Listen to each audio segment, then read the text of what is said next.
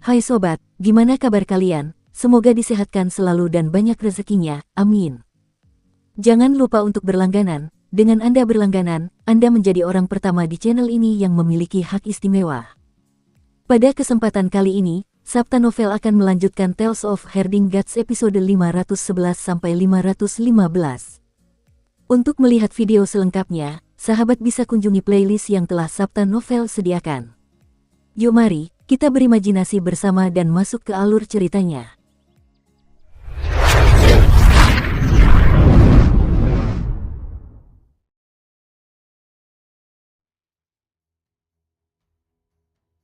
Singan membuka matanya untuk melihat sekeliling. Masih ada berbagai macam anggota badan yang tumbuh dari tubuhnya. Tidak hanya itu, ada juga monster yang tampak seperti gurita menempel di punggungnya. Anggota badannya kuat dan terikat erat padanya sambil berkontraksi tanpa henti. Dia pingsan karena monster yang mengikatnya. Siapa yang bicara? Tanyanya lemah. Manusia dari dunia orang hidup, bentuk kehidupan yang menarik. Singan, setelah mencapai kondisi seperti itu, apakah kamu masih ingin kembali ke dunia orang hidup? Pemilik suara itu berputar mengelilinginya. Kadang-kadang kata-kata itu datang dari kiri, dan kadang-kadang dari kanan. Kadang-kadang dari atas, dan kadang-kadang dari bawah. Itu tampak seperti seekor ikan yang berenang dalam kegelapan. Kau adalah orang suci yang muncul setiap 500 tahun sekali, tetapi kau telah mendarat dalam keadaan seperti itu. Ini benar-benar membuatku menghela napas dalam penyesalan. Bagaimana kau bisa menghadapi orang-orang di dunia dengan penampilan seperti ini? Anggota tubuh Singan dipegang oleh monster itu, dan dia tidak bisa bergerak, jadi dia bisa beristirahat. Sebelumnya, dia telah mengalami siksaan yang luar biasa dan lebih menderita daripada sebelumnya dalam hidupnya. Dia tidak pernah begitu sengsara dan tidak berdaya sebelumnya. Namun saat ini, dia masih belum merasa nyaman seperti saat berada di Yudu. Setelah dia melompat ke sungai, barulah dia tahu kemana dia pergi, bahwa itu adalah tempat orang mati tenggelam. Dia putus asa. Yudu adalah tempat di mana Earth Count berkuasa, dan dia belum pernah mendengar sebelumnya bahwa ada orang yang bisa bertahan hidup setelah memasuki Yudu. Dia telah menerobos masuk ke Fengdu dan sekarang dia telah menerobos masuk ke Yudu. Mengapa surga memperlakukannya dengan sangat buruk? Kamu ini sebenarnya apa? Kenapa kamu mengejekku? Singan menghela napas dengan gemetar. Ia ingin berjuang melepaskan diri dari ikatan monster itu, tetapi ia tidak dapat mengerahkan tenaga. Selain itu, bahkan jika ia dapat melepaskan diri, bagian tubuh lainnya akan memberontak dan memukulinya, mengutuknya.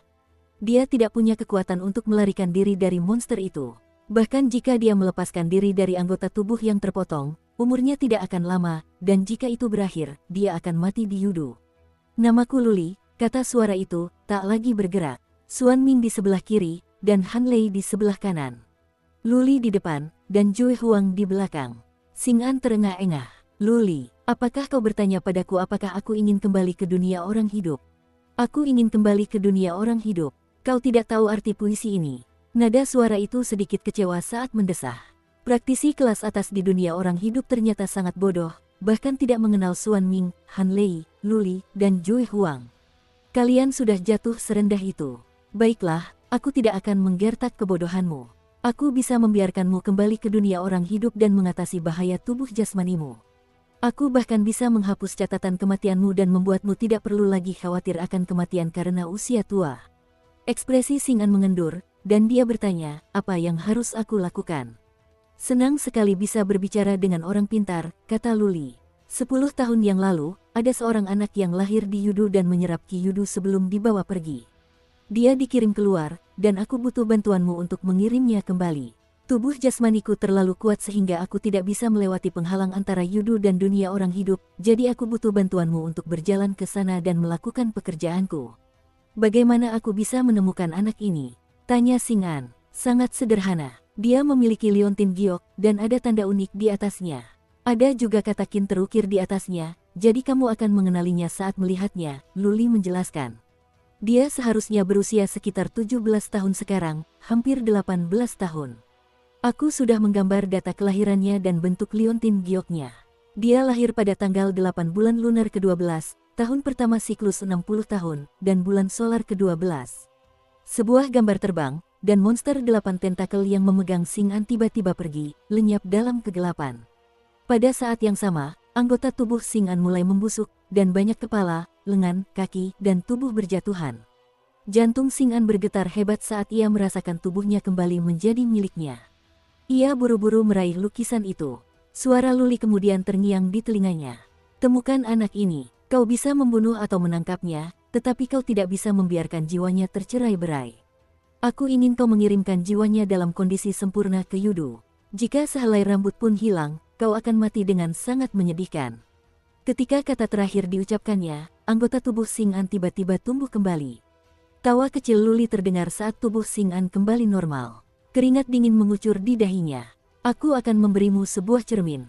Setelah kau menemukannya, kau bisa menggunakan cermin ini untuk memverifikasi identitasnya. Sebuah cermin tiba-tiba muncul dari kegelapan dan mendarat di tangan Xing'an.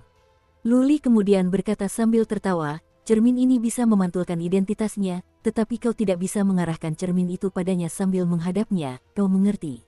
Tidak bisakah mengarahkan cermin ke arahnya sambil menghadapnya? Xing'an menatap kosong ke arah benda mengambang itu karena dia tidak tahu apa maksud makhluk itu. Benar sekali, punggungmu harus menghadapnya saat kau menggunakan cermin untuk mengamatinya. Nada bicara Luli tiba-tiba menjadi tegas. Ingat, saat menghadapinya, kau tidak boleh mengarahkan cermin ini padanya. Punggungmu harus menghadapnya. Saya mengerti, Anda tidak perlu mengulanginya berkali-kali. Hanya masalah kecil. Ini jelas bukan masalah kecil. Luli mencibir. Jika kamu menyinarinya sambil menghadapinya, kamu akan menyebabkan masalah besar, masalah yang sangat besar. Aku bisa memperpanjang hidupmu selama 30 tahun, jadi kamu punya waktu 30 tahun untuk melakukan ini untukku. Kamu bisa pergi sekarang. Tunggu sebentar. Xing'an tersenyum dan berkata dengan santai, kita belum pernah bertemu sebelumnya, tetapi karena cermin ini bisa memantulkan seseorang, seharusnya cermin ini juga bisa memantulkanmu, kan? Dia membalik cermin itu dan mengarahkan wajahnya ke belakang dirinya. Anda, dia menatap cermin dan melihat pantulan kecantikan yang tiada taraf. Suara Luli jelas milik seorang pria, namun cermin itu memantulkan seorang wanita. Si cantik menjentikkan jarinya, dan Xing'an mulai berputar seolah-olah dia telah jatuh ke dalam pusaran air besar. Ketika dia bangun, dia menyadari bahwa dia sedang berbaring di sebuah batu panjang di bawah pohon pinus tua seolah-olah dia telah tertidur dan menghabiskan malam di tempat terbuka di sana. Di sekelilingnya terdengar suara kicauan burung dan bunga-bunga harum, serta mata air dan air terjun. Ada beberapa monyet yang berayun-ayun di antara hutan sebelum berhenti untuk memetik pisang. Mereka mengupasnya dan memakannya dengan lahap sambil menatapnya dengan waspada. Tercengang, Xing'an melihat sekeliling. Bagaimana mungkin dia masih belum sampai di tebing reruntuhan besar yang rusak? Ada lautan di depannya. Tempat apa ini? Dia tidak dapat menahan diri untuk bertanya dengan bingung. Ini Laut Selatan. Monyet itu melemparkan kulit pisang dan mengenai kepalanya. Laut Selatan. Xing'an segera bangkit, kebingungan. Dia sekarang berada di bagian paling selatan reruntuhan besar yang berjarak sekitar 30-40 ribu mil dari tempat dia memasuki Fengdu. Kau adalah binatang aneh di reruntuhan besar, tetapi kau bisa berbicara. Sepertinya kau adalah ras aneh yang membangkitkan kecerdasanmu. Xing'an mengambil kulit pisang itu dan membuangnya.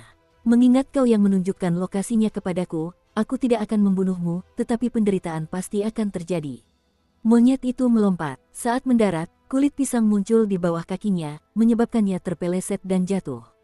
Monyet itu marah, tetapi saat memanjat, ingin membalas dendam pada Xing'an, dia sudah menghilang tanpa jejak. Dasar picik, si monyet marah besar dan melompat ke atas pohon, namun alangkah terkejutnya dia, yang dia ambil adalah kulit pisang lainnya, sehingga dia jatuh dari pohon. Kulit pisang itu tampaknya telah melekat pada monyet itu.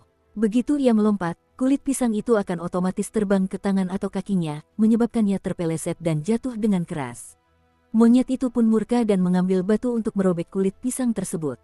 Saat itu, Xing'an sudah pergi dan bergumam pada dirinya sendiri. Meskipun Luli luar biasa, dia tidak bisa memasuki dunia orang hidup. Bagaimana mungkin aku, Xing'an, dimanipulasi olehnya? Dia memberiku rentang hidup 30 tahun dan dia ingin mengendalikanku dengan itu. Tidak semudah itu. Tabib ilahi Qin berkata bahwa dia telah menetapkan model aljabar ruang dari jembatan ilahi dan menyebarkannya. Aku akan pergi ke kedamaian abadi, dan dengan pemahaman dan bakatku, aku bisa menjadi dewa dalam 1 atau 2 tahun dan melepaskan diri dari kendalinya. Tiba-tiba, suara Luli terdengar di telinganya. Bajingan, aku akan mengurangi 15 tahun dari umurmu. Jantung Xing'an bergetar hebat, dan dia buru-buru melihat ke sekeliling. Namun, dia tidak dapat menemukan jejak Luli. Ini dunia orang hidup, dan dia tidak bisa datang ke sini. Itu pasti halusinasi. Tepat saat dia memikirkan hal itu, dia tiba-tiba tersadar dan segera membuka harta karun ilahi kehidupan dan kematiannya. Dia melihat bahwa harta karun itu terhubung ke yudu yang gelap dan berkabut. Sepasang mata bersinar dalam kegelapan di sana, menatapnya. Darah Xing'an menjadi dingin. Dia tahu dia tidak akan pernah bisa lepas. Bahkan jika dia menjadi dewa, akan sulit baginya untuk lepas dari kendali wanita itu. Siapa sebenarnya orang yang lahir di yudu ini? Xing'an mengerutkan kening. Ada banyak orang berusia 17 tahun, jadi di mana dia akan menemukan orang seperti itu? Naga gendut, cepat. Langit hampir gelap. Qin Mu bergegas. Kita harus menemukan reruntuhan atau desa sebelum malam tiba.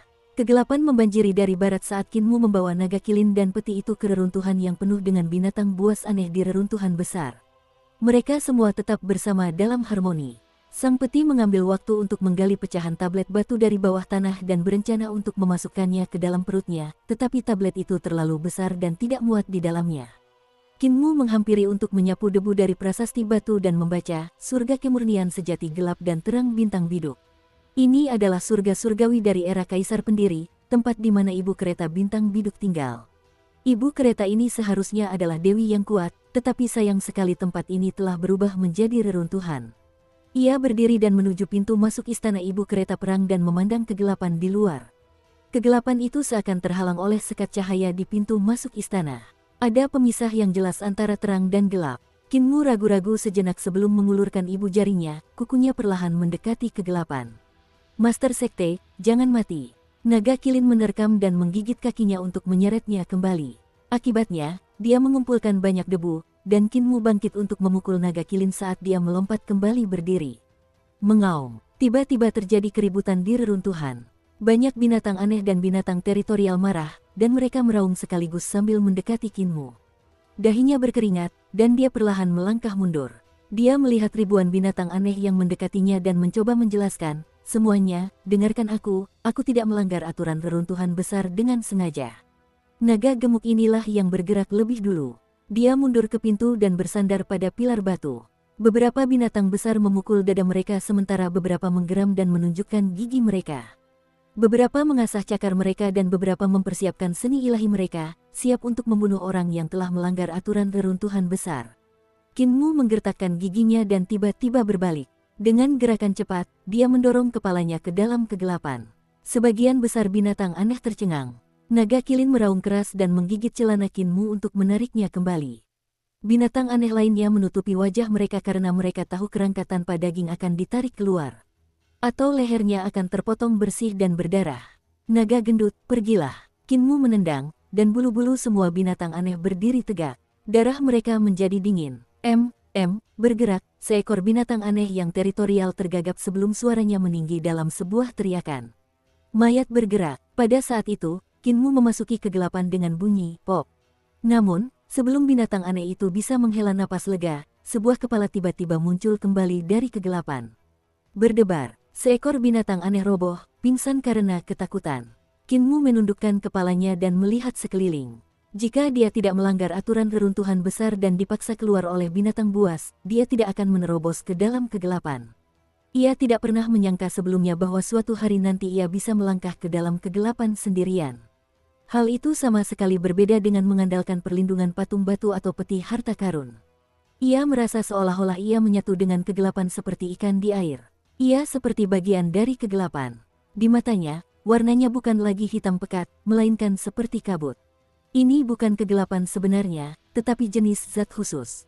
Qin Mu tercengang. Dia selalu penasaran dengan kegelapan di reruntuhan besar, tetapi kultivasinya terlalu rendah untuk memasuki kegelapan. Namun, bahkan dengan kekuatan yang cukup untuk memasuki kegelapan, dia memperkirakan dia tidak akan dapat menemukan keajaiban kegelapan karena praktisi kuat seperti kepala desa dan Xing'an memaksanya kembali dan tidak membiarkannya mendekati mereka. Memaksa kegelapan kembali membuatnya sulit untuk menemukan kebenaran tentangnya. Namun, Qin Mu menyatu dengan kegelapan, jadi lebih mudah baginya untuk melihatnya. Kepala desa pernah menduga bahwa kegelapan reruntuhan besar bukanlah kegelapan yang sebenarnya.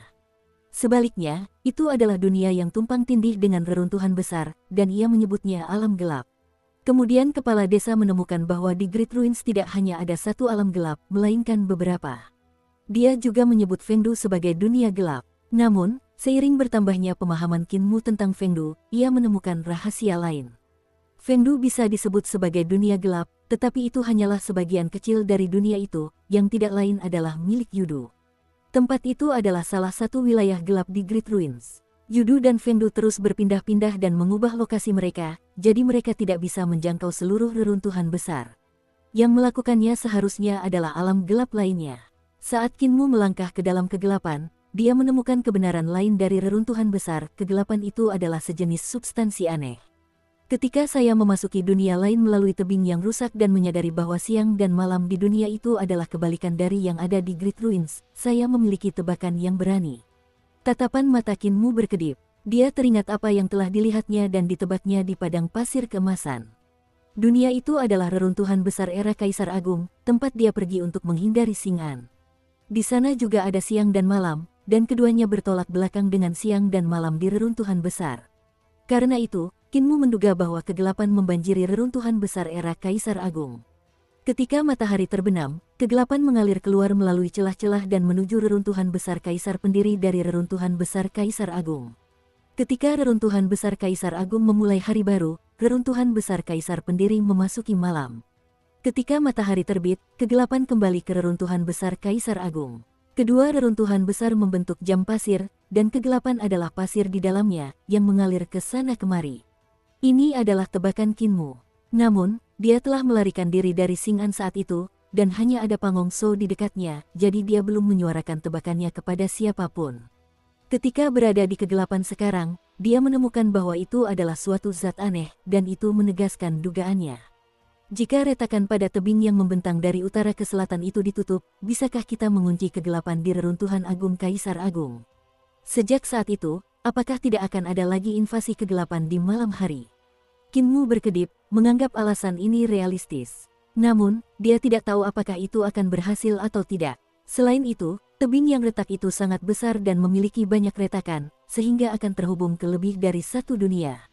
Bagaimana cara menutup retakan itu juga menjadi masalah lain. Memblokir bukanlah cara terbaik untuk menyelesaikan masalah. Cara terbaik untuk melakukannya adalah dengan membiasakan diri dengan karakteristik kegelapan yang dapat menelan manusia. Qin Mu mengamati zat gelap yang seperti kabut secara mendetail. Bintik-bintik hitam memiliki bentuk, tetapi bukan zat fisik karena dapat menembus kulit. Zat yang aneh. Qin Mu tercengang. Dia mengerahkan seutas ki vital dan menggunakannya untuk memperbaiki sebagian zat hitam di tempatnya.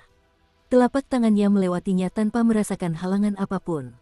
Dia juga tidak merasa telah menyentuh apapun.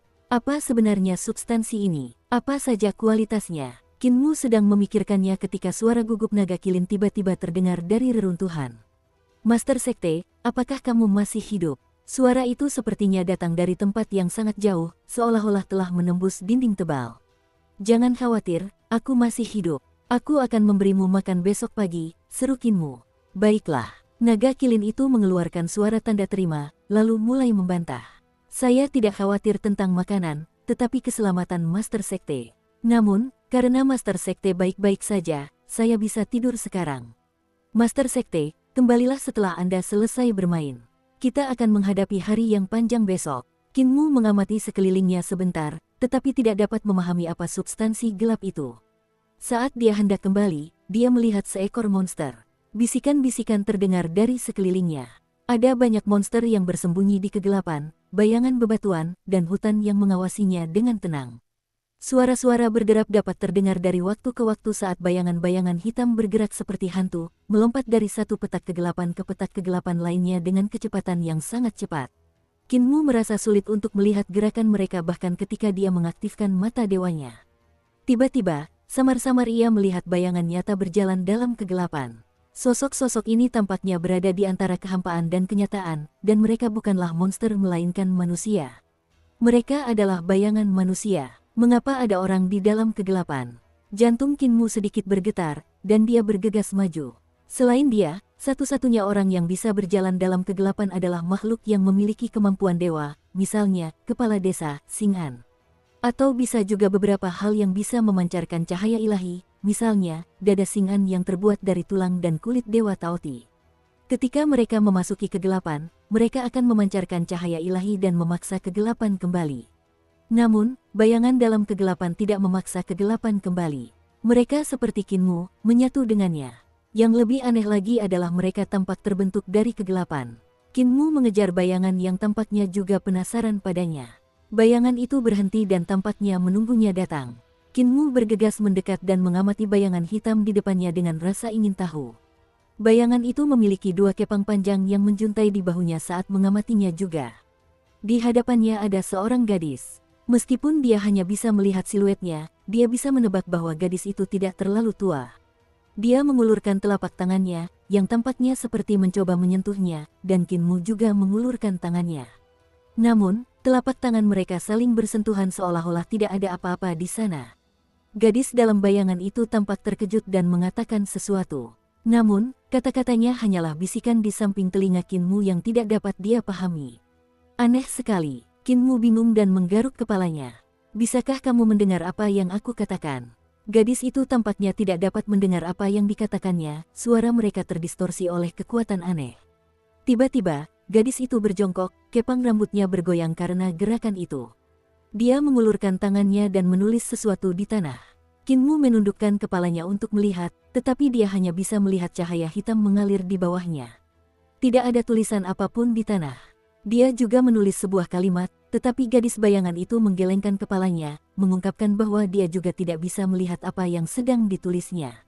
Sebuah ide terlintas di benak Kinmu. Dia mencabut pedangnya dan mengeksekusi pedang menginjak gunung dan sungai, tetapi gadis itu masih menggelengkan kepalanya, menyatakan bahwa dia tidak mengerti apa yang sedang dilakukannya.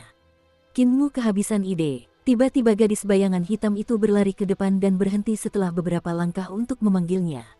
Kinmu mengikutinya, dan mereka berdua berlari sebentar. Setelah beberapa saat, gadis bayangan hitam itu berhenti, tetapi Kinmu tidak bisa menahan diri dan langsung melewatinya. Gerakannya mendorongnya ke tebing yang menjorok setinggi 30.000 yard. Gadis itu mencoba meraih tangannya, tetapi tidak berhasil. Untungnya, Kinmu berhasil menyeimbangkan diri dan tidak jatuh dari tebing. Gadis itu menunjuk ke depan, dan pikiran Kinmu bergetar hebat saat melihatnya. Di bawah tebing berdiri sebuah kota megah yang memiliki suasana asing. Kinmu belum pernah melihat bangunan yang begitu luas dan megah di reruntuhan besar sebelumnya. Aneh, kota ini tidak ada di Great Ruins, jadi mungkinkah itu benar-benar alam gelap yang tumpang tindih dengan Great Ruins? Kinmu sedikit mengernyit. Jika substansi gelap dapat mengalir di antara reruntuhan Kaisar Pendiri dan reruntuhan Kaisar Agung, bukankah alam gelap ini juga ada di reruntuhan-reruntuhan Kaisar Agung? Bisakah dia benar-benar memblokir dunia dengan memblokir retakan di tebing yang rusak? Kegelapan reruntuhan besar jauh lebih rumit dari yang kubayangkan. Aku khawatir itu tidak dapat dihalangi. Tepat saat dia memikirkan itu, gadis bayangan itu melompat turun dari tebing gunung. Dia berlari cepat secara diagonal di udara seolah-olah dia berjalan di tanah datar saat dia turun ke kota di bawahnya. Kinmu juga melompat seolah-olah dia terbang dan mengikuti jejaknya. Setelah beberapa saat, mereka berdua tiba di kota, dan Kinmu melihat sekeliling. Tempat di sekitarnya berkembang pesat, dan ada banyak orang yang sibuk ke sana kemari. Namun, di matanya, mereka semua hanyalah gumpalan bayangan. Jika mereka berubah menjadi manusia sejati, maka dia akan mengunjungi kota yang sangat makmur. Ia pun melihat para dewa dan setan dalam kegelapan yang berdiri di atas gedung-gedung tinggi sambil melihat sekeliling dengan waspada. Kinmu tertegun. Dia merasa ada yang tidak beres. Dia pernah melihat pemandangan serupa sebelumnya. Di kota 100 kemakmuran 40.000 tahun yang lalu, para dewa dan iblis telah melihat sekeliling dengan waspada seperti ini.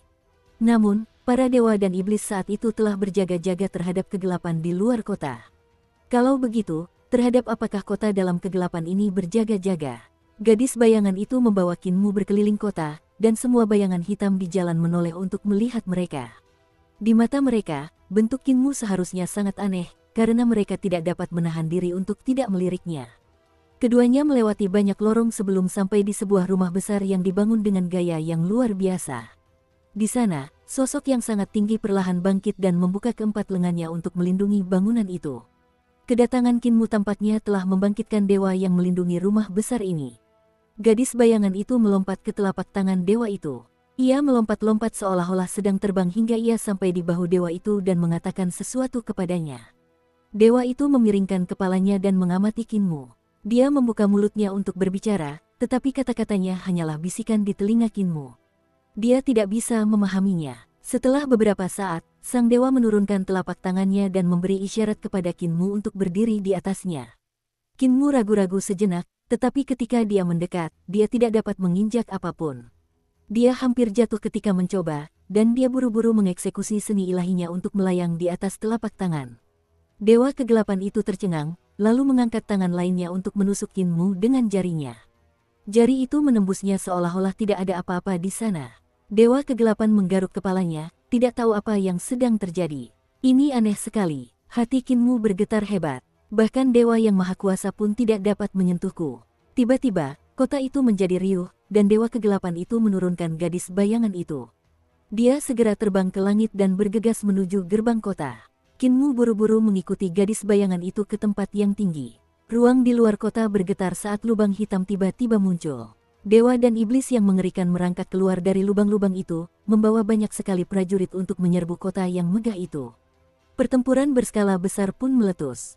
Tidak lama kemudian, kota itu diserbu, dan setan yang tak terhitung jumlahnya membanjiri jalan-jalan dan semua orang mulai berkelahi. Kinmu mengikuti gadis bayangan itu untuk bersembunyi sementara kota itu dalam kekacauan. Seni ilahi dan senjata roh meledak dengan kekuatan menyambar kemana-mana, dan rumah-rumah serta istana-istana runtuh di mana-mana. Malam itu sangat panjang hingga suara kokok ayam jantan terdengar di udara. Hati Kinmu sedikit bergetar saat itu.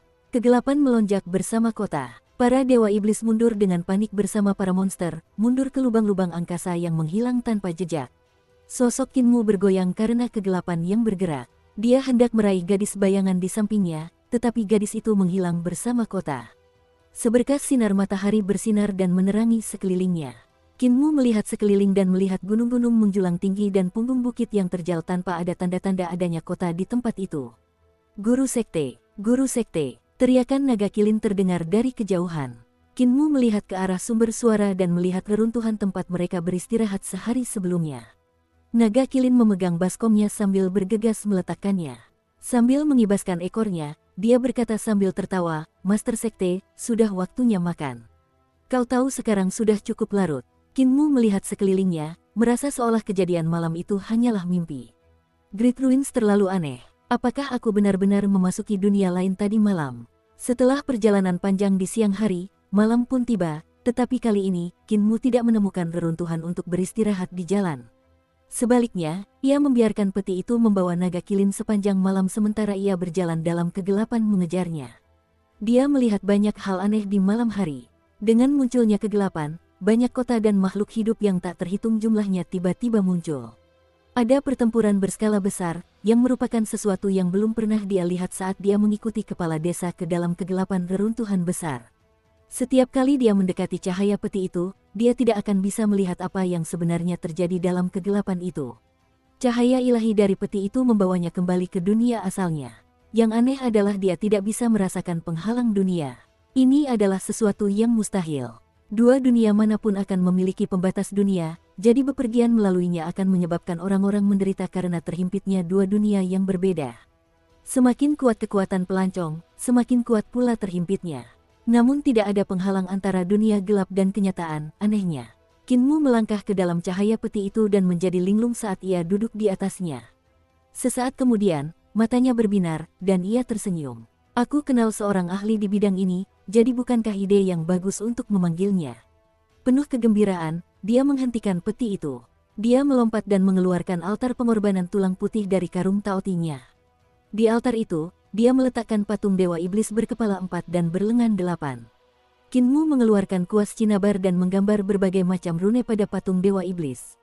Kemudian, ia menggunakan ki vitalnya untuk mengaktifkan rune guna merapal mantra, dan menjalankan perintah rune pengirim dewa pemindah hantu. Setelah beberapa saat, mantranya selesai, tetapi patung dewa iblis tidak bergerak sama sekali. Hal itu membuat Kinmu curiga. Dia mengucapkan mantra itu sekali lagi, tetapi patung dewa iblis itu tetap tidak bereaksi. Kakak Dutian, adik kecil memanggilmu dengan rasa takut dan gentar, mempersembahkan daging dan makanan lezat. Semoga kakak besar memberkahiku dengan kehadiranmu, Kinmu berdoa. Jika kakak Dutian tidak datang, kakak akan berdoa 100 kali sehari sampai kakak besar turun. Kakak, diam. Siapa kakakmu? Patung dewa iblis itu tiba-tiba membuka matanya di satu wajah, bola matanya berputar cepat. Baru ketika Dutian menyadari bahwa dia tidak ditipu, dia mengirimkan seutas kesadarannya ke bawah. 3 wajah lainnya langsung terbangun, dan dia membuka mulutnya untuk berbicara. Aku tidak menjadi saudara angkat denganmu, jadi jangan bicara tentang hubungan kekerabatan kita. Kita tidak saling kenal. Jika kamu berdoa 100 kali sehari kepadaku, aku akan sangat kesal padamu. Master Sekte Qin, untuk apa kamu memanggilku? Qin Mu menghela napas lega dan berkata sambil tersenyum, ada sesuatu yang tidak ku mengerti. Dia menjelaskan apa yang telah dilihatnya dalam kegelapan dan bertanya, mengapa ketika dua dunia saling tumpang tindih, tidak ada penghalang dunia atau penolakan saat melewatinya. Patung Dewa Iblis kayu berdiri dari altar pengorbanan dan memetik tulang putih untuk memakannya seolah-olah itu adalah tebu. Kupikir kau memanggilku dengan rencana tertentu, tapi ternyata ini hanya masalah kecil. Qin Mu melakukan ritual pemuridan dan bertanya, bisakah kakak Dutian mencerahkanku? Raja Iblis Dutian merasakan darahnya membeku dan segera berkata, jangan terlalu sopan. Saat kamu bersikap begitu sopan, aku jadi curiga bahwa kamu akan membuat masalah untukku. Apa yang kamu katakan sebenarnya melibatkan energi dunia yang selalu tetap. Kelahiran, kultivasi, dan kematian seseorang tidak akan mengubah struktur energi dunia. Itu adalah hukum yang paling mendasar. Qin Mu memikirkannya sebelum berkata, kelahiran, kultivasi, dan kematian seseorang tidak akan mengubah struktur energinya bahkan jika mereka menjadi dewa atau iblis, berubah menjadi makhluk abadi. Bahkan jika seseorang menjadi dewa atau iblis, itu tidak akan mengubah energi tetap di dunia ini. Itu tidak akan membuat energi dunia ini menjadi lebih banyak dan tidak akan menguranginya, kata Raja Iblis Dutian. Energi dunia itu konstan dan perubahannya terbatas. Ketika seseorang melakukan perjalanan ke dunia lain dari dunia ini, dunia itu akan kehilangan energi orang tersebut sementara dunia lain akan mendapatkan energi orang tersebut. Hal ini mengakibatkan terjadinya 2 kali lipat energi diri sendiri yang memengaruhi tubuh seseorang, jadi melakukan perjalanan ke dunia lain sangatlah sulit dan membutuhkan pengorbanan darah. Qin Mu tiba-tiba merasa semuanya masuk akal. Prinsip pengorbanan darah adalah mengorbankan makhluk hidup di dunia ini ke dunia lain, menjadi energi dunia lain.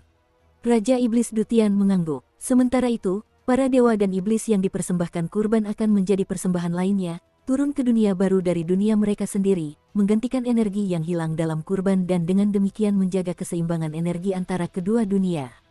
Misalnya, altar kurbanmu ini. Energi dalam tulang telah dikorbankan olehmu dan pergi ke dunia Dutianku. Sebagai gantinya, aku turun ke duniamu yang berbahaya ini. Mata Qin Mu berbinar dan dia berkata, begitu. Sekarang, apa maksudmu dengan bisa mengubah batas energi? Pengorbanan darah membangun jembatan yang melewati kedua dunia.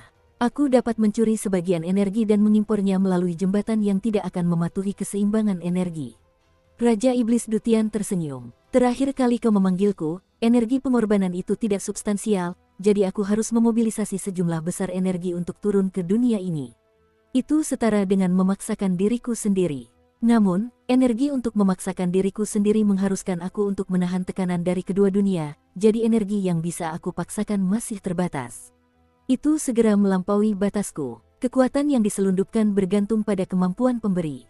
Qin Mu yang tercerahkan mengerutkan kening.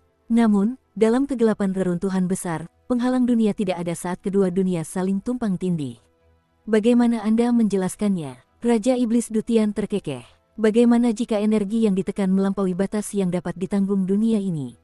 Jantung Qin Mu bergetar hebat. Maksudmu adalah pengorbanan darah berskala besar yang membangun ratusan ribu jembatan untuk diselundupkan dan dicurahkan oleh ratusan ribu dewa dan iblis ke dunia itu. Raja Iblis Dutian tersenyum sinis. Itu akan menghancurkan penghalang dunia itu. Begitu penghalang dunia itu hilang, tidak akan ada penghalang lagi, dan dunia lain dapat melancarkan pembantaian tanpa halangan apapun lagi. Darah Qin Mu membeku, dan dia menggigil beberapa kali. Ketidakpercayaan mewarnai wajahnya, dan dia berteriak, maksudmu, dunia dalam kegelapan reruntuhan besar adalah dunia yang penghalangnya telah hancur. Mungkin bukan dunia dalam kegelapan yang penghalangnya terbuka, kata Raja Iblis Dutian sambil tersenyum padanya. Tidakkah kau pikir duniamu bisa menjadi dunia tanpa penghalang dunia? Qin Mu menggelengkan kepalanya. Jika dunia ini adalah dunia tanpanya, kau pasti sudah lama turun. Dunia yang kulihat dalam kegelapan itu memiliki banyak lubang ruang yang dibuka oleh dewa-dewa iblis yang tak terhitung jumlahnya yang memimpin orang-orang mereka untuk menyerang. Jelas itu adalah dunia yang penghalang dunianya telah hancur. Raja Iblis Dutian duduk di dada dan menguap. Sambil mengayunkan kakinya, dia berkata, deskripsimu tentang dunia dalam kegelapan yang tumpang tindih dengan dunia yang berbahaya ini mengingatkanku pada kemungkinan yang mengerikan, pengorbanan dunia. Senyum yang sangat menyeramkan muncul di keempat wajah, dan patung itu hampir melompat kegirangan. Pengorbanan dunia adalah pengorbanan seluruh dunia. Dengan energi mengerikan yang menghantam dunia lain, sejuta dewa dan iblis dapat turun bersama dan menghancurkan dunia itu. Ini adalah rencana yang paling hebat. Mereka akan menghancurkan dunia itu. Tanya Kinmu dengan bingung. Patung dewa iblis kayu itu berderit saat kepala-kepala menoleh. Keempat pasang mata tertuju pada pemuda itu. Rambut Kinmu berdiri tegak, dan dia berteriak, "Kau mengatakan bahwa setelah ratusan ribu dewa iblis yang menghancurkan penghalang dunia itu dalam kegelapan berencana untuk mengorbankan dunia itu untuk turun ke sini." Kepala Raja Iblis Dutian berputar di leher mereka beberapa kali sambil bertepuk tangan untuk memuji. Pintar. Ketika reruntuhan besar tumpang tindih dengan dunia itu, mereka akan mengorbankan dunia itu. Energi yang dihasilkan akan sangat besar sehingga akan memungkinkan dunia yang dipenuhi iblis untuk turun ke reruntuhan besar. Ketika saat itu tiba, pemandangan mengerikan dari dua dunia yang bertabrakan akan terlihat, dan miliaran bentuk kehidupan akan musnah. Aku bersemangat hanya dengan memikirkannya. Kinmu memasang ekspresi kosong. Tiba-tiba dia menggelengkan kepalanya dan berkata, "Tidak mungkin, itu tidak mungkin. Kegelapan telah ada selama 20.000 tahun. Bukankah itu berarti pertempuran di dunia itu telah berlangsung selama sekitar 20.000 tahun? Bagaimana mungkin perang berlangsung begitu lama? Tidak mungkin." Dukung terus channel YouTube Sabta Novel. Raja Iblis Dutian melompat turun dari peti dan berkata, "Jika aku jadi kamu, aku pasti sudah lama beremigrasi ke dunia lain." Orang bijak meramalkan dan mengurangi risiko. Ketika sarang terbalik, tidak akan ada telur yang tersisa yang tidak pecah. Dunia ini terlalu berbahaya, jadi aku akan kembali sekarang. Juga, jangan sering-sering menggangguku. Aku takut padamu. Sebelum melompat ke dalam kegelapan agar jiwanya bisa kembali ke dunia Dutian, dia berteriak, "Ketika dunia dalam kegelapan hancur, itu akan menjadi hari ketika duniamu akan bertabrakan dengan dunia para dewa iblis, dan itu akan menjadi kiamatmu juga." Dia kemudian berlari ke dalam kegelapan dan langsung diserang. Kinmu buru-buru berlari mengejarnya, tetapi yang terlihat hanyalah patung kayu yang hancur berkeping-keping. Dia mengerutkan kening dan kembali ke sisi peti. Energi di altar tulang putih juga habis, jadi mereka hancur. Bisakah kata-kata Raja Iblis Dutian dipercaya? Orang itu tampaknya tidak dapat dipercaya, dan sekarang dia menggambarkan sesuatu yang sangat mengerikan. Kinmu menenangkan dirinya. Kata-kata Raja Iblis Dutian terlalu mengerikan, jadi seberapa besar dia bisa mempercayainya? Namun, jika dipikir-pikir, sifat Raja Iblis Dutian adalah bersukacita dalam malapetaka dan senang dalam bencana. Ia ingin seluruh dunia berada dalam kekacauan, jadi tidak perlu baginya untuk menakut-nakutinya. Eternal Peace terlalu lemah. Kinmu menghela napas gemetar dan berpikir dalam hati. Namun, dunia dalam kegelapan telah memerangi ras iblis selama 20.000 tahun dan bertahan hingga sekarang. Mereka tidak akan dikalahkan begitu saja sekarang dan dikorbankan oleh pihak lain, kan? Itulah sebabnya Eternal Peace masih memiliki banyak waktu sebelum harus menghadapi dunia iblis, jadi tidak perlu terlalu khawatir. Hehehe, aku hampir mengompol karena Dutian membuatku takut. Ketakutan yang tidak berdasar, ini pasti hanya ketakutan yang tidak berdasar. Setelah beberapa hari, Kinmu akhirnya keluar dari reruntuhan besar dan kembali ke kedamaian abadi. Ia segera naik kapal cepat dari Secret Water Space menuju ibu kota. Ia menulis sebuah peringatan untuk Kaisar dan mempersembahkan manik kura-kura hitam yang diberikan Siong Siu kepadanya sebagai upeti. Ia juga membicarakan masalah pengaspalan jalan. Kaisar Yan Feng mengumpulkan semua pejabat sipil dan militer untuk berdiskusi, dan guru kekaisaran perdamaian abadi juga ada di antara mereka. Banyak pejabat yang menentang pengaspalan jalan, tetapi guru kekaisaran perdamaian abadi berdebat dengan mereka, menentang pendapat massa. Hanya ketika Kaisar Yan Feng berkata bahwa dia akan mengeksekusi mereka yang menentang gagasan itu dengan senyuman, masalah mengenai pengaspalan jalan itu selesai.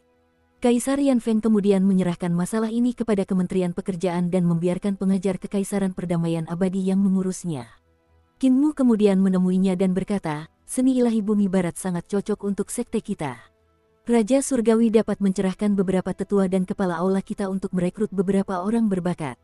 Guru Kekaisaran Perdamaian Abadi merasa bingung. "Master Sekte Qin, bukankah ini tidak pantas untuk kulakukan?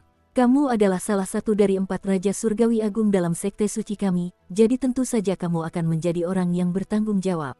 Pembuluh darah muncul di dahi guru kekaisaran perdamaian abadi saat dia berkata dengan kaku, "Bagaimana dengan Master Sekte?" Kinmu tersenyum dan berkata, "Saya akan mencari teman dan saudara untuk berbisnis dan menghasilkan lebih banyak uang." Guru kekaisaran perdamaian abadi merenungkannya. Setelah dipaksa oleh Kinmu untuk menjadi Raja Surgawi dari Sekte Orang Suci Surgawi, dia tampaknya tidak melakukan banyak hal dengan peran barunya. Kinmu dan Sekte Orang Suci Surgawi selalu membantunya tanpa henti. Ideologi Sekte Orang Suci Surgawi dan ideologinya tidak berbenturan. Karena dia telah menerima anugerahnya, tentu saja dia harus membalas budi. "Baiklah, aku akan pergi ke bumi barat bersama beberapa tetua, Raja Surgawi, dan Kepala Aula untuk merekrut lebih banyak bakat untuk Sekte Suci." Pengajar Kekaisaran Perdamaian Abadi mengirimnya keluar dari istananya, tetapi menghentikannya tepat setelah itu. "Master Sekte Qin, sebagai guru suci Master Sekte, kamu masih belum menghabiskan banyak waktu dengan sekte ini. Kamu selalu bermain-main di luar dan bahkan tidak punya waktu untuk berkultivasi. Ingatlah untuk tidak menahan kemajuanmu dalam kultivasi. Di era perubahan besar, jalur, keterampilan, dan seni ilahi berubah dan mengalami perkembangan pesat. Ketika aku kembali ke Eternal Peace belum lama ini, aku juga mempelajari jalur, keterampilan, dan seni ilahi baru yang muncul di sini. Kultivasi adalah perahu yang melawan arus, dan kau akan tertinggal jika tidak belajar." "Cult Master, perhatikan." Hati Kinmu tergerak sedikit, dan dia bertanya, "Kamu sudah menjadi dewa, tetapi kamu masih harus mempelajari jalan, keterampilan, dan seni ilahi yang baru." Guru Kekaisaran Perdamaian Abadi mengangguk. Di antara para ahli muda di generasi Master Sekte, tidak ada kekurangan orang yang punya ide. "Untuk keterampilan pedang, aku sudah mengajarkan 3 keterampilan pedang dasar yang telah aku temukan, dan untuk jurus pedang ke-18 Master Sekte, aku juga mengajarkannya. Hanya 4 keterampilan pedang dasar baru ini saja sudah cukup untuk menciptakan gerakan pedang baru yang tak terhitung jumlahnya." Setelah metode kultivasi roh primordial 6 arah dirilis, bahkan ada lebih banyak perubahan pada jalur, keterampilan, dan seni ilahi. Keterampilan pedang dasar baru hanya dapat mengubah keterampilan pedang sementara perubahan dalam sistem kultivasi jauh lebih besar. Kinmu sangat setuju dengannya. Mendirikan keterampilan pedang itu sulit, tetapi lebih sulit lagi mengubah fondasinya. Ketika fondasinya diubah, banyak orang akan memperoleh kesempatan untuk menciptakan sesuatu yang baru, dan itu adalah kesempatan besar bagi mereka. Kinmu dan Ling Yuxiu telah mendirikan panduan roh primordial yang mengubah fondasi kultivasi. Ketika itu diubah, muncul banyak kemungkinan baru, dan banyak orang menggunakan pengetahuan mereka untuk bekerja pada fondasi baru ini, membuat jalan, keterampilan, dan seni ilahi melangkah maju. Dengan begitu, banyak guru besar akan lahir. Namun, Kinmu juga harus mempelajari jalur, keterampilan, dan seni ilahi yang baru. Saya sarankan Anda pergi ke Imperial College dan 4 akademi besar. Tinggallah di setiap akademi selama beberapa waktu dan bertukar petunjuk dengan anak-anak muda di sana. Pengajar Kekaisaran Perdamaian Abadi mendesah sedih. Jalan, keterampilan, dan seni ilahi mengalami perkembangan pesat setiap hari, dan ide-ide para pemuda benar-benar tak ada habisnya. Hanya dalam waktu beberapa bulan, aku sudah menjadi tua dan ketinggalan zaman, perlu belajar dari para pemuda itu. Di masa depan, pasti akan ada lebih banyak generasi muda yang dapat berkultivasi ke alam dewa. 2 hari sebelum Anda datang ke ibu kota, Dao Master Lin Xuan memimpin sekelompok murid muda ke Imperial College untuk bertukar petunjuk mengenai jalur, keterampilan, dan seni ilahi yang juga telah saya pelajari. Ketika berbicara dengannya, saya memiliki banyak pikiran dan perasaan. Kemarin, Rulaima juga membawa banyak biksu dan setan untuk berdebat di Imperial College. Namun, saya tidak punya waktu untuk pergi. Matua juga ada di ibu kota. Kinmu sangat gembira. Dia kemudian bertanya, "Guru kerajaan, ada berapa banyak dewa di Kekaisaran Perdamaian Abadi?" Guru Kekaisaran Perdamaian Abadi sedikit terkejut. "Mengapa kamu menanyakan hal ini?" Kinmu menceritakan kepadanya tentang apa yang telah dilihatnya di reruntuhan besar dan membagikan tebakan Raja Iblis Dutian. Tabrakan dengan dunia lain mungkin terjadi puluhan ribu tahun kemudian, tetapi bisa juga terjadi besok, jadi kita harus membuat persiapan. Semakin banyak dewa di Kekaisaran Perdamaian Abadi, semakin baik hasilnya. Kalau tidak, kita tidak akan bisa bertahan melawan lawan. Guru Kekaisaran Perdamaian Abadi bergumam pada dirinya sendiri dengan ragu sebelum bertanya dengan curiga, "Kau bisa memasuki kegelapan?" Kinmu ragu sejenak sebelum mengatakan yang sebenarnya. "Saya lahir di Yudu." Raja Yama berkata bahwa saya dapat memasuki kegelapan reruntuhan besar dan tidak terluka. Saya kira yang dia maksud adalah bahwa saya mungkin setengah iblis dari Yudu. Pengajar Kekaisaran Perdamaian Abadi tidak terlalu memikirkannya dan berkata, jika surga ingin menghapus perdamaian abadi milikku, tidak ada yang bisa kulakukan. Sampai sekarang, Kaisar telah menyeberangi jembatan suci, dan ada lebih dari 10 dewa di perbatasan. Saya katakan kepada Kaisar bahwa semua dewa harus dicatat. Dia telah melakukannya, tetapi untuk melawan dunia iblis yang berbahaya seperti itu, Eternal Peace tidak akan memiliki kekuatan bahkan dalam puluhan tahun. Jika hari itu benar-benar tiba, dia tersenyum dan berkata dengan tenang, saya akan menyerahkan semua tanggung jawab saya kepada Anda. Hati Kinmu bergetar, karena dia tahu saat mendengar tekad untuk mengorbankan nyawa demi kekaisaran. Iblis telah menyerang dunia itu dalam kegelapan selama lebih dari 20.000 tahun, jadi tidak ada alasan mereka akan menang melawannya besok. Pengajar kekaisaran tidak perlu khawatir tentang itu. Mengaspal jalan lebih penting. Kedua orang itu mengucapkan selamat tinggal. Kinmu membawa naga kilin dan peti itu ke Imperial College yang jauh lebih ramai dari sebelumnya. Ada cukup banyak praktisi seni dewa dari seluruh negeri, bahkan padang rumput dan dataran es. Kaisar Yanfeng telah memerintahkan 4 akademi besar untuk membagi tekanan pada Imperial College sehingga River Tomb Academy, Surging River Academy, Lee River Academy, dan Heavenly Saint Academy juga berkembang pesat. Mereka memiliki banyak sarjana, tetapi dibandingkan dengan Imperial College, mereka masih kurang pengalaman. Guru Sekte Qin, Kanselir Agung Qin, berita kedatangan Kinmu segera menyebar ke seluruh Imperial College, dan Dao Master Lin Xuan membawa banyak Daois. Oultma juga membawa biksu-biksunya sementara Gu Linluan membawa cendekiawan kekaisaran untuk menyambutnya. Teman-temannya di Imperial College juga datang untuk menyambutnya. Kinmu buru-buru menyambut mereka semua di Imperial College yang ramai. Rektor Besar Qin adalah seorang sarjana dari kediaman sarjana Imperial College kami, dan bahkan saat itu aku tahu bahwa dia pasti akan menjadi luar biasa dan melambung seperti naga sejati. Wajah Gu Linluan berseri-seri saat dia tersenyum. Siapa yang mengira bahwa sarjana Qin akan menjadi rektor besar Akademi Saint Surgawi? Kalau dipikir-pikir, aku juga merasa terhormat. Kinmu tertawa terbahak-bahak. Tuan Gu, aku datang untuk mencari ilmu sekali lagi, jadi aku masih menjadi murid kecilmu. Gu Linluan sangat terharu. Tuan Qin, jangan berkata seperti itu. Kalau dipikir-pikir, kita adalah teman lama. Dulu ketika aku bertemu denganmu di Istana Naga Sungai Bergelombang, aku sudah tahu kau luar biasa, kalau tidak, aku tidak akan memberimu pedang pelindung juniorku. Itulah yang orang-orang sebut memiliki mata tajam untuk mengenali mutiara, menghadiahkan pedang berharga itu kepada sang pahlawan. Nasib antara aku dan Tuan Qin telah dimulai dari Istana Naga Sungai Bergelombang. Hahaha. Semua orang tampak bersemangat, dan Kinmu memberi hormat kepada Rulaima dan Lin Xuan sebelum bertukar sapa dengan Wei Yong, Chen Wanyun, Yue Qinghong, dan yang lainnya. Kera iblis juga ada di antara mereka, jadi suasananya sangat bersemangat. Wei Yong, Chen Wanyun, dan yang lainnya telah pergi berlatih di ketentaraan selama 2 tahun terakhir, dan kultivasi mereka juga meningkat pesat.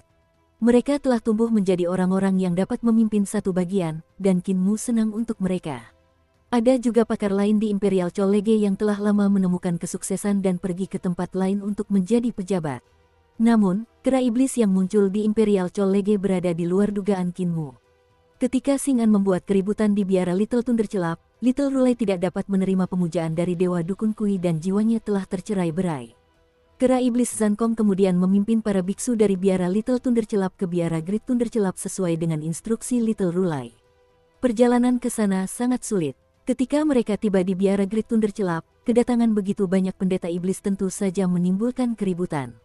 Sebagai murid Little Rulai, iblis kera Zankong memiliki senioritas yang sama dengan Oultma. Seorang manusia dan iblis berdiskusi tentang agama Buddha di puncak emas Gunung Meru dengan banyak biksu berdiri di bawahnya. Kata-kata kera iblis itu sedikit, tetapi setiap kata yang diucapkannya bagaikan mutiara. Ia hanya mengucapkan 3 hingga 5 kata dalam satu kalimat, tetapi setiap kata mengejutkan dan membuat orang-orang merenung dalam-dalam. Ia membuat para pendeta terkemuka di Gunung Meru terdiam hingga mereka tidak dapat berdebat lagi. Ini berlangsung selama 3 hari hingga semua biksu mundur karena kalah. Untungnya, seorang jenderal berjanggut dari Eternal Peace datang ke gunung. Ketika dia pergi ke puncak emas dan melepaskan baju besinya, dia menyebut dirinya Biksu Mingxin dan berdebat dengan kera iblis selama beberapa hari lagi. Baru pada saat itulah biara Great Thunderclap mendapatkan kembali sebagian mukanya. Biksu Mingxin tidak banyak bicara, dan yang dibicarakannya hanyalah tentang kehidupan manusia.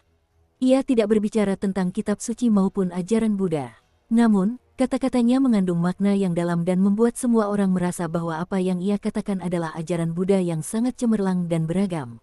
Perdebatan mereka telah mengejutkan dunia. Matua memuji mereka berdua atas kefasihan dan perdebatan mereka yang tak terkekang, lalu mengambil kitab suci agama Buddha iblis dari kera iblis dan mengakui para biksu iblis sebagai bagian dari biara petir besar. Kedua rumah itu bergabung menjadi satu. Peristiwa ini menjadi masalah besar di Kekaisaran Perdamaian Abadi dan menyebar ke seluruh tempat suci dan akademi. Peristiwa ini dikenal sebagai debat Dao di Puncak Emas dan menjadi sangat terkenal sebagai cerita anekdot selama beberapa waktu. Saat itu, Kinmu sedang melarikan diri dari Xing'an, jadi dia tidak sempat menyaksikan kejadian di Gunung Meru. Mengenai apakah kejadian itu sesuai dengan legenda atau tidak, dia tidak tahu. Kali ini, Matua membawa kera iblis dan biksu Mingsing, serta sekelompok biksu lainnya, juga merupakan masalah besar yang mengguncang kota. Dengan Master Dao Lin Xuan membawa banyak Taois juga, bisa dikatakan itu adalah peristiwa besar. Setelah keributan itu, semua orang duduk di aula pembelajaran tertinggi. Ketika Kinmu mengatakan dia ada di sana untuk mencari ilmu, semua orang tidak dapat menahan rasa heran, dan Gulinuan juga mengira bahwa dia hanya mengatakannya sebagai basa-basi sebelumnya. Dia tidak pernah menyangka bahwa Kinmu benar-benar ada di sana untuk mencari ilmu. Gulinuan kemudian segera mengundang para praktisi seni dewa dari semua aula di Imperial Preceptor untuk berbicara tentang pemahaman mereka. Para Taois dan biksu dari Sekte Dao dan Biara Great Thunder Celap juga maju untuk berbicara tentang pencapaian mereka sendiri. Selama beberapa waktu, semua jenis seni dewa, jalur, dan keterampilan yang belum pernah terlihat sebelumnya membanjiri ruangan, dan bahkan Kinmu tidak dapat menahan diri untuk tidak berseru kagum tanpa henti. Dia kagum pada kreativitas para praktisi seni dewa ini. Setelah 2 hari, Ling Yuxiu dan Ling Yusu datang ke ibu kota untuk melakukan tanya jawab. Ketika mereka mendengar tentang apa yang terjadi di Imperial College, mereka bergabung untuk membahas reformasi dan perkembangan baru dalam jalur, keterampilan, dan seni ilahi. Setelah beberapa hari berlalu, generasi muda dari 4 akademi besar lainnya juga bergegas datang. Para cendekiawan Akademi Sein Surgawi dipimpin oleh Si Yun Xiang. Para cendekiawan Akademi Makam Sungai mengikuti Qin Feiyu yang merupakan murid dari Guru Kekaisaran Perdamaian Abadi, Direktorat Akademi Makam Sungai. Yuyuan Cuyu membawa para cendekiawan dari Akademi Sungai Bergelombang, dan untuk Akademi Sungai Li, rektor agungnya adalah Basan. Sungai Li adalah yang terjauh, dan orang yang berbakat dibutuhkan untuk membangun akademi tersebut, jadi Kaisar telah menunjuk Basan untuk posisi itu. Generasi muda dari 4 akademi besar berkumpul di Imperial College, dan suasana menjadi semakin ramai. Yang mengejutkan semua orang, Wang Muran, Mu Qingdai, dan Long Yu dari Little Jade Capital juga bergegas datang setelah beberapa hari. Sebelum mereka sempat duduk, mereka mendengar suara tawa. Saat mendengar ketua sekte datang ke Imperial College, saya bergegas ke sana, tetapi sepertinya saya masih terlambat. Kinmu buru-buru bangkit dan menyambut pendatang baru itu sambil tersenyum. Saudara Su, saya harap Anda baik-baik saja sejak perpisahan di biara Little Thunder Celap. Su Senghua membawa Jing Yan ke sana. Sudah lama aku tidak mendengar kabar dari Master Sekte. Melihatmu sembuh, aku jadi merasa tenang. Semua orang sudah duduk, dan Imperial College sangat ramai. Para praktisi seni dewa dari semua golongan berbicara tentang keterampilan dan jalan mereka, kultivasi dan roh primordial mereka. Semua jenis pikiran aneh dan ide-ide hebat disuarakan. Mereka membuat Kaisar Yan Feng dan para pejabat istana begitu khawatir sehingga mereka pun datang untuk mendengarkan. Kinmu, Ling Yuxiu, Si Yun Xiang, Daois Lin Xuan, Devil Ape Zhan Kong, Mingxing, Su Senghua, dan Wang Muran semuanya diundang ke atas panggung untuk berbicara tentang jalan, keterampilan, dan seni ilahi mereka. Benturan berbagai jenis pemikiran dan ide memukau para hadirin yang mendengarkan di bawah. Mereka semua memiliki pencapaian unik dalam roh primordial, dan dengan menyuarakan semua pikiran aneh dan ide menakjubkan, mereka membangkitkan lebih banyak lagi kreativitas. Aku punya ide, Kinmu tiba-tiba berkata sambil tersenyum. Perdamaian abadi semakin membesar, yang membuat komunikasi menjadi sulit saat kita berada di utara, selatan, timur, atau barat. Namun, roh purba dapat bergerak cepat dan berpindah jutaan mil dalam sekejap. Jika kita dapat berkomunikasi dengan roh purba, bukankah itu akan menghemat waktu kita untuk bepergian dan bertemu? Sarannya langsung mendapat banyak persetujuan dari para pemuda yang hadir. Mereka semua mulai memutar otak untuk memikirkan cara agar roh-roh primordial yang berbeda dapat berkomunikasi dan menyuarakannya tanpa hambatan. Kaisar Yan Feng dan Adipati Wei saling memandang dengan cemas. Adipati Wei berkata, mereka masih berbicara seperti biasa sebelumnya, tetapi sekarang mereka mulai berbicara omong kosong. Roh primordial bergerak terlalu cepat, melintasi jutaan mil dalam sekejap, jadi sulit untuk menyatukannya. Sulit untuk mengendalikan roh primordial dan bahkan mengetahui kemana ia pergi, jadi apa yang bisa dibicarakan tentang komunikasi di tempat tertentu dengannya.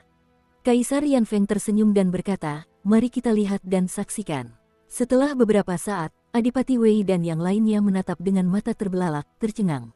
Di depan aula pembelajaran tertinggi, saat semua orang berdiskusi tentang cara menyatukan berbagai roh primordial, semua jenis teknik dengan mudah diciptakan. Hal ini membuat Adipati Wei, Kaisar Yanfeng, dan generasi tua lainnya berseru kagum tanpa henti. Sementara itu Qin Mu sedang merapikan ide-idenya, dan setelah waktu yang lama, dia akhirnya menciptakan teknik baru di atas fondasi panduan roh primordial. Ia mengajarkan teknik itu kepada semua orang yang membuat mereka bersemangat. Mereka segera merekonstruksi Hall of Supreme Learning dan menambahkan berbagai macam tanda rune di bagian dalamnya. Semuanya, mari kita pergi 1000 mil ke utara, selatan, timur, dan barat untuk mengadakan pertemuan roh purba. Kata Qin Mu dengan penuh semangat. 10 juta cendekiawan di aula pembelajaran tertinggi bangkit dengan riuh dan pergi ke kejauhan. Imperial College langsung kosong. Hanya kaisar dan para pejabat yang tersisa menatap aula yang kosong. Setelah 2 jam, roh primordial Qin Mu tiba-tiba muncul, tubuhnya sangat besar. Kesadarannya sedikit bergetar saat dia berkata, pertemuan roh primordial pertama dimulai. Bang, bang, bang. Roh-roh primordial seketika muncul di aula pembelajaran tertinggi, berkumpul bersama. 10 juta roh primordial duduk dalam kehampaan. Di luar, Kaisar Yanfeng dan yang lainnya terdiam cukup lama, menatap kosong ke depan. Perubahan dalam seni perang sudah di depan mata. Adipati Wei tiba-tiba mendesah sedih. Jenderal besar strategi surgawi dan yang lainnya mengangguk ketika mendengar kata-katanya. Qin Mu dan 10.000 cendekiawan serta praktisi seni dewa dari tempat suci telah membuat kekacauan dan membuat pertemuan roh primordial. Mereka bersenang-senang dan merasa itu adalah sesuatu yang menarik, tetapi keterkejutan yang ditimbulkannya kepada para jenderal yang memimpin pasukan itu sangat besar. Sejak zaman dahulu, medan perang berubah dalam hitungan detik. Komunikasi antara tentara, bala bantuan, kereta pasokan, dan kaisar menimbulkan masalah besar. Di masa lalu, guru kekaisaran perdamaian abadi telah menempa kapal terbang untuk terbang di langit. Dia juga menempa kapal darat dan jalan beraspal di mana-mana untuk mempercepat perjalanan. Selain memudahkan orang untuk bertemu, berita pun dapat tersebar lebih cepat. Dan karena menggunakan darat dan udara, lebih banyak tempat yang dapat dijangkau. Namun seiring meluasnya wilayah kekaisaran perdamaian abadi, waktu yang dibutuhkan berita untuk berpindah dari satu tempat ke tempat lain terus bertambah. Waktu yang dibutuhkan pasukan untuk bergerak ke perbatasan juga bertambah. Meskipun tungku pil yang ditingkatkan Qin Mu dapat meningkatkan kecepatan, jumlah batu obat yang terbakar hanya dalam satu perjalanan sangat banyak.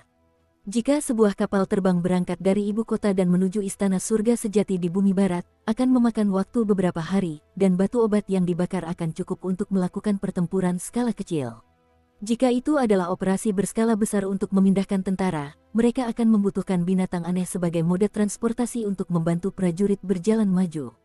Mengandalkan kapal terbang untuk mengangkut tentara terlalu mahal. Namun dengan majelis roh primordial, mereka akan mampu mengirim berita dan mengendalikan pertempuran yang jaraknya bahkan 200 mil jauhnya. Di tangan seorang jenderal, sesuatu seperti itu benar-benar dapat menentukan nasib pertempuran. Yang mulia, Kanselir Qin menggunakan kata majelis. Dia tega memberontak. Seorang menteri tua berlutut di lantai dan berkata dengan keras, majelis selalu merupakan majelis pengadilan, dan majelis yang disebut ini dimaksudkan untuk mengumpulkan pejabat sipil dan militer di pengadilan. Penggunaan kata majelis oleh Kanselir Qin menunjukkan hatinya yang ambisius. Semoga Yang Mulia memerintahkan eksekusinya. Kaisar Yanfeng terdiam, dan para jenderal memarahi menteri tua itu dengan marah. Menteri tua itu kemudian bersujud dan membenturkan kepalanya ke tanah dengan keras untuk menunjukkan kesetiaannya. Setelah beberapa saat, Kaisar Yanfeng melambaikan tangannya dan berkata dengan tenang.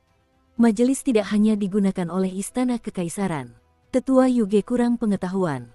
Menghadiri istana dapat berarti memasuki majelis istana, tetapi juga dapat digunakan dengan cara lain. Dahulu kala, Heaven Knife pernah menulis puisi yang diawali dengan kata-kata yang dikumpulkan bersama teman-temannya di Sungai Wei. Heaven Knife adalah pahlawan sastra, dan pengetahuannya melampaui pengetahuanmu 100 kali lipat, tulisannya dipuji bahkan sampai sekarang. Dia bukan kaisar, Tetapi saya tidak melihat ada yang mengatakan dia mencoba memberontak dengan menggunakan kata-kata yang dikumpulkan. Kaisar membantu Tetua Yuge berdiri dan berkata kepadanya dengan ekspresi yang ramah. Tetua Yuge, kamu sudah tua, jadi aku tidak akan mengeksekusimu. Aku mengizinkanmu untuk kembali ke kampung halamanmu. Para menteri lainnya bingung. Yang Mulia tampaknya sedang dalam suasana hati yang baik hari ini. Dia sebenarnya tidak memenggalnya. Tetua Yuge hanya kehilangan jabatan resminya tetapi tidak kepalanya, dia sangat beruntung. Semuanya, berhenti bicara, diamlah sekarang. Suara Kinmu terdengar keras. Pertama-tama, aku akan memastikan bahwa kita bisa berkomunikasi antar roh primordial. Bisakah kalian mendengarku berbicara? Di aula pembelajaran tertinggi, banyak sekali orang yang berbicara. Bisa, kami bisa mendengarmu dengan jelas. Lakukan teknikmu, dan lihat apakah kamu merasakan ketidaknyamanan pada roh primordialmu. Dia kemudian memerintahkan mereka. Banyak roh purba membuat kegaduhan di aula pembelajaran tertinggi. Tiba-tiba, roh purba seseorang menghilang dengan bunyi letupan sebelum muncul kembali setelah beberapa saat. Itu cukup menakutkan. Ada juga beberapa roh purba yang menghilang dari waktu ke waktu sementara sekelompok orang lain melayang-layang. Tawa bergema di aula pembelajaran tertinggi yang sedang kacau. Semua orang mengalami sakit kepala karena suara itu. Kinmu merekam semua yang terjadi dan bertepuk tangan. Baiklah, bubar. Semua orang menarik kembali roh primordial mereka dan menghilang dari aula pembelajaran tertinggi. Pertemuan roh primordial pertama berakhir seperti itu. Kaisar Yanfeng menoleh dan menatap juru tulis di belakangnya. Apakah kamu sudah mencatatnya? Juru tulis yang membawa gulungan tebal itu ragu-ragu. Yang Mulia, pertemuan roh purba ini hanyalah Lord Qin yang bermain-main dengan sekelompok sarjana. Mereka hanya mengatakan beberapa kalimat secara keseluruhan dan sebagian besar dari mereka tidak masuk akal. Apakah saya harus menuliskannya juga? Kaisar Yanfeng menghela napas dan mengetuk-ngetuk gulungan yang digunakannya untuk mencatat semua insiden besar di Istana Kekaisaran. Ia kemudian berkata dengan tulus dan sungguh-sungguh, jika ribuan tahun kemudian generasi masa depan perdamaian abadi mencari melalui semua catatan sejarah dan tidak menemukan catatan tentang pertemuan roh primordial pertama, mereka akan menusuk tulang belakangmu dan memarahimu. Kau tidak hanya harus mencatatnya, kau bahkan harus melukisnya, pertemuan roh primordial ini. Keringat dingin mengucur dari dahi juru tulis itu. Ia buru-buru mencatat peristiwa pertemuan roh primordial pertama dan beberapa kalimat yang diucapkan Kinmu dan yang lainnya. Ia merasa sangat sedih di dalam hatinya saat melakukannya. Kata-kata ini jelas tidak masuk akal, jadi mengapa generasi mendatang memarahiku karena hal kecil ini? Namun, jika aku tidak mencatatnya, Yang Mulia akan memenggal kepalaku. 2 jam berlalu, dan Kinmu kembali dari jarak ribuan mil. Para cendekiawan lainnya juga kembali ke Imperial College. Mereka membuat keributan saat melakukannya, membuat tempat itu sangat ramai. Kinmu mengumpulkan para ahli yang ahli dalam aljabar dan menghitung poin-poin yang kurang dalam teknik tersebut dari pemandangan abnormal yang telah direkamnya. Tidak lama kemudian, teknik tersebut mendekati kesempurnaan, dan tidak ada lagi tanda-tanda roh primordial yang berkeliaran di mana-mana. Kinmu naik ke aula pembelajaran tertinggi untuk memperbaiki tanda rune yang salah, dan setelah setengah hari bekerja, mereka segera berlari keluar lagi untuk melakukan tes lainnya. Kali ini, tidak ada lagi pemandangan abnormal dari roh-roh primordial. Kaisar Yanfeng tidak pernah pergi, diam-diam mengamati jalannya acara hingga malam tiba. Karena Kaisar tidak bergerak, para pejabat sipil dan militer juga tidak berani pergi, jadi mereka semua berdiri di sana. Setelah Kinmu selesai, ia meminta sekretaris lantai catatan surgawi untuk mencatat teknik dan tanda rune. Baru kemudian Kaisar Yanfeng melangkah maju dan berkata, Kanselir Qin telah berjasa bagi negara, jadi bagaimana aku harus membalasmu? Kinmu meregangkan punggungnya dan berkata sambil tersenyum, jika Yang Mulia ingin memberiku hadiah, maka berikan hadiah kepada semua orang di Imperial College dengan makan malam. Teknik ini tidak diciptakan olehku, tetapi dengan mengumpulkan kebijaksanaan semua orang di sini. Baiklah, Kaisar Yanfeng kemudian memerintahkan, undang semua koki dari dapur kekaisaran dan biarkan mereka membawa bahan-bahannya juga. Saya ingin memberi hadiah kepada semua cendekiawan serta para Taois dan biksu yang ada di Imperial College dengan makanan dan minuman. Jika ada kekurangan tenaga kerja, para pejabat, undang semua koki di keluarga Anda masing-masing juga. Saya akan makan di sini dan makan bersama mereka juga. Lampu-lampu di Imperial College bersinar begitu terang sehingga tampak seperti siang hari, dan semua koki di ibu kota mungkin diundang ke Imperial College untuk memasak hidangan terbaik mereka. Semua jenis teknik memasak dijalankan dan itu adalah pemandangan yang memukau seperti semua jenis seni ilahi yang berbeda bersatu. Aroma makanan itu menarik nafsu makan setiap orang, dan Kaisar memerintahkan orang-orang untuk membawa anggur berkualitas dari istana. Apakah teknikmu ini punya nama? Kaisar Yanfeng menoleh dan bertanya di tengah perjamuan. Qin Mu menggelengkan kepalanya, dan Kaisar Yanfeng tersenyum. Jalan menghasilkan satu, satu menghasilkan dua, dua menghasilkan tiga, dan tiga menghasilkan segalanya. Mengapa kita tidak menyebutnya rahasia tiga pertemuan roh primordial? Apa pendapat Menteri Qin? Sebelum Qin Mu sempat menjawab, Gulinuan membawa sekelompok menteri untuk memuji idenya. Yang Mulia memiliki bakat yang hebat, dan pejabat kecil ini bersujud karena kagum. Kaisar Yanfeng tertawa terbahak-bahak, sekarang yakin dengan nama teknik itu. Ia kemudian bertanya, Menteri Qin, apa arti tanda-tanda yang Anda tandai di dalam aula pembelajaran tertinggi itu? Yang Mulia, rune adalah pemandu bagi roh purba. Kecepatannya sangat cepat, mampu menempuh jarak 10.000 mil dalam sekejap. Dengan rune ini, kita mampu memandu roh purba ke lokasi yang tepat. Kaisar Yanfeng mengerutkan kening. Bukankah rune semacam ini yang dapat menarik roh-roh primordial akan digunakan oleh musuh? Jika mereka menggunakannya dan membimbing roh-roh primordial Jenderal-Jenderal Eternal Peace untuk menangkap mereka dalam satu gerakan, bukankah Eternal Peace akan sepenuhnya musnah? Para pejabat sipil dan militer merasakan ketakutan di hati mereka dan mengangguk bersama. Su Senghua datang dan berkata, Yang Mulia, Anda mungkin tidak tahu ini, tetapi rune yang kami rancang dapat dipertukarkan. Ada berbagai cara untuk menyusun rune agar tetap kompatibel dengan rahasia tiga majelis roh primordial. Jumlah kombinasinya 1 miliar lebih banyak daripada jumlah manusia, jadi susunan rune yang rumit seperti ini tidak mungkin dipecahkan. Kaisar Yanfeng mendesah sedih. Seorang Taois berlari mendekat dan melirik Qin Mu, lalu memberanikan diri untuk berkata, Yang Mulia, ada seekor rubah dengan seekor babi besar dan dada besar di dekat danau. Mereka telah menangkap 2 ekor raja ikan mas naga merah dan saat ini sedang memanggangnya. Sungguh menjengkelkan, gaya ini tidak asing di telingaku. Kaisar Yanfeng menatap Qin Mu dan berkata sambil tersenyum, Menteri Qin, milikmu. Wajah Qin Mu sedikit memerah, dan dia buru-buru berkata, Yang Mulia, biarkan aku bergegas dan menghukum mereka dengan berat. Benar-benar main-main. Setelah mengatakan itu, dia bangkit dan pergi. Ketika dia tiba di danau, Hulinger sedang memarahi dadanya. Lihat, ombak yang kau buat terlalu besar dan membuat khawatir Taois yang menjaga danau. Kau akan memakan tulang ikan itu nanti. Fatih Dragon, kecilkan apinya, jangan sampai terbakar. Qin Mu berjalan mendekat dan berkata sambil tersenyum, sisakan sedikit untukku. Hulinger bersorak padanya dan segera merendahkan suaranya. Tuan muda, aku tahu kau suka memakan ikan jenis ini jadi aku meminta Fatih Dragon untuk menangkap 2 lagi. Namun, peti itu mengecewakan. Ketika ia hendak menyembunyikan ikan di perutnya, ia ditemukan oleh Taois yang menjaga danau. Qin Mu menggosok tangannya dan berkata sambil tersenyum, aku sudah lama ingin makan beberapa lagi, tapi aku tidak punya muka untuk mencurinya. Saat ikan sudah matang, Hulinger mengendalikan bilah anginnya untuk mengiris daging. Dia memberikan 1 porsi kepada naga kilin, 1 porsi lagi kepada Qin Mu, dan 1 lagi untuk dirinya sendiri. Peti itu diletakkan di samping dan menunggu mereka selesai makan sehingga bisa mengumpulkan tulang ikan. Tiba-tiba, tawa terdengar. Wangi sekali, ini jauh lebih harum daripada masakan kekaisaran. Master Sekte Qin benar-benar profesional di bidang kuliner.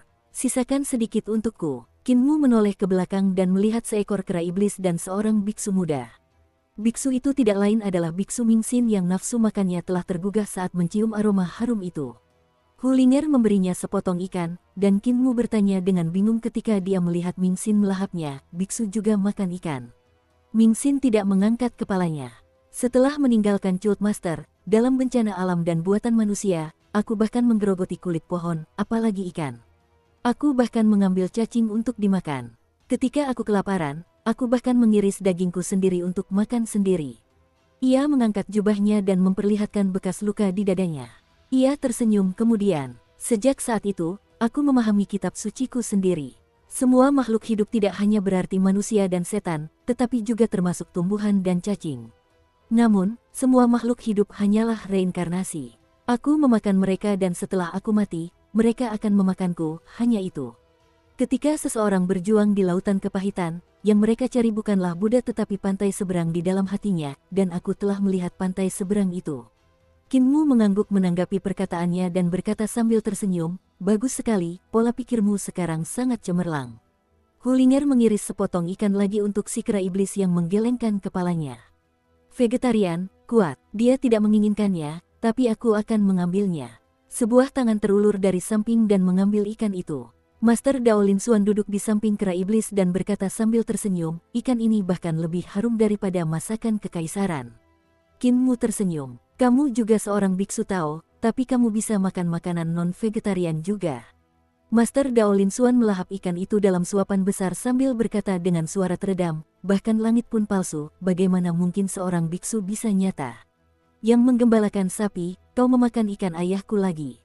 Embusan aroma harum menyerbu hidung mereka saat Ling Yuxiu menyelinap melewati Hulinger yang berada di samping Kinmu dan duduk. Dia menepuk-nepuk tangannya dan merobek sepotong ikan sebelum menggigitnya tanpa peduli mulutnya akan melepuh. Dia menarik napas beberapa kali dan memuji, enak, benar-benar enak. Putri Xiu, tunggu aku. Si Yun Xiang juga berlari dan duduk di samping api unggun. Dia ingin mendorong Hulinger ke samping juga, tetapi rubah itu berubah menjadi seorang gadis berusia 6 hingga 7 tahun sambil mengepulkan asap dan menyilangkan tangannya di depan dadanya. Dia duduk dengan marah di antara kedua gadis itu dan tidak bangun apapun yang terjadi. Si Yun Xiang terlalu malu untuk mendorongnya dan hanya bisa membiarkannya duduk di sana. Semua orang berbicara dan tertawa sambil berbagi ikan mas naga merah. Tidak lama kemudian, Wang Muran, Mu Qingdai, Long Yu, dan Su Shenghua juga datang. Wang Muran berkata sambil tersenyum, kalian tidak akan bisa menghabiskan 2 ikan mas sebesar ini, jadi biarkan kami membantu kalian. Tidak perlu berterima kasih padaku. Kinmu melihat sekeliling dan berkata sambil tersenyum, jarang sekali para pemimpin aliansi surga bertemu, jadi jangan pulang sebelum mabuk. Aliansi surga apa? Ling Yuxiu bingung dan buru-buru bertanya, apakah ini aliansi untuk menggulingkan ayahku? Jika ya, aku juga akan ikut. Su Shenghua, Lin Xuan, dan Wang Muran ragu-ragu sejenak, tidak tahu apakah mereka harus menjelaskannya. Kinmu kemudian berkata, tidak ada orang luar di sini, jadi mari kita katakan saja yang sebenarnya. Namun, begitu kita mengatakannya, kalian semua akan menjadi anggota aliansi surgaku. Apakah ada yang tidak mau mendengarkan? Naga Kilin segera bangkit dan menggigit dada itu, menyeretnya sebelum sempat mengambil tulang ikan itu. Semakin sedikit yang kita tahu, semakin lama kita akan hidup. Fatih Dragon mengajarkan peti itu. Tiba-tiba api unggun menyala, dan di seberang Kinmu seorang pemuda mengulurkan tangannya untuk merobek sepotong ikan. Dia kemudian berkata dengan santai, saya juga ingin tahu tentang aliansi surga ini. Semoga tabib ilahi agung Qin mencerahkan saya. Darah Kinmu menjadi dingin, dan dia buru-buru melihat ke arah puncak gunung Imperial Cholege. Seluruh istana kekaisaran bisa menandingiku. Kaisarmu tidak lemah dan kurasa dia sudah mengembangkan jembatan ilahinya, kata pemuda itu acuh tak acuh. Namun, sebelum mereka bisa bergegas, kalian semua akan menjadi mayat. Tabib ilahi agung Qin, jangan gegabah. Ayo, ceritakan padaku tentang aliansi surga.